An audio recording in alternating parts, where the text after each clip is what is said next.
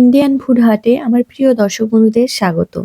আমি আজকে বানাবো নারকেল চাটনি, যেটি দক্ষিণ ভারতের বিভিন্ন খাবার যেমন ইডলি, ধোসা, আপ্পাম, উত্তপম এগুলোর সাথে দেওয়া হয়ে থাকে। এই চাটনি বানানোর জন্য নিয়ে নিচ্ছি 1 কাপ স্লাইস করে কাটা নারকেল, 1/4 কাপ ভাজা চিনেবাদাম, দিচ্ছি 1 ইঞ্চি মাপের টুকরো করে কাটা আদা, দুটো কাঁচা লঙ্কা, ছোট্ট একটুখানি তেঁতুল, দিচ্ছি 1/4 কাপ পরিমাণ ধনেপাতা, দিচ্ছি 1 টেবিল চামচ ছোলা ভাজা। এখানে আপনারা ছোলার ছাতুও ব্যবহার করতে পারেন অথবা চানা ডালকে ভেজেও দিতে পারেন। তারপর দিয়ে দিচ্ছি স্বাদ মতো নুন এবং পরিমাণ মতো জল। এখন এগুলো সব একসঙ্গে স্মুথ পেস্ট তৈরি করে নিয়েছি। এখানে আপনাদের দেখিয়ে দিচ্ছি, দেখুন এর কনসিস্টেন্সিটা।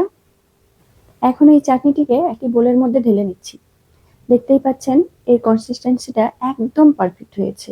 এখন এই চাটনিটিতে ছক দিয়ে দিতে হবে, তাহলে এর টেস্ট অনেক গুণ বেড়ে যাবে। তার জন্য একটি তড়কা প্যান ওভেনের উপর বসিয়ে তারপর ওর মধ্যে দিয়ে দিয়েছি 1 টেবিল চামচ সাদা তেল।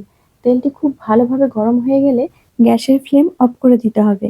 ফ্লেম অফ করার পর তেলের মধ্যে দিয়ে দিলাম 2টো শুকনো লঙ্কা, 1 চা চামচ রাই সর্ষে, 1 চা চামচ বিউলির ডাল যাকে উড়দ ডাল বলে, দিচ্ছি সামান্য হিং, শেষে দিয়ে দিলাম 10 থেকে 12টা কারি পাতা। এগুলোকে কয়েক সেকেন্ড নাড়াচাড়া করে চাটনির উপরে তড়কা দিয়ে দেবো। এই তড়কা দেওয়ার পর চাটনির টেস্টটি অসাধারণ লাগে খেতে।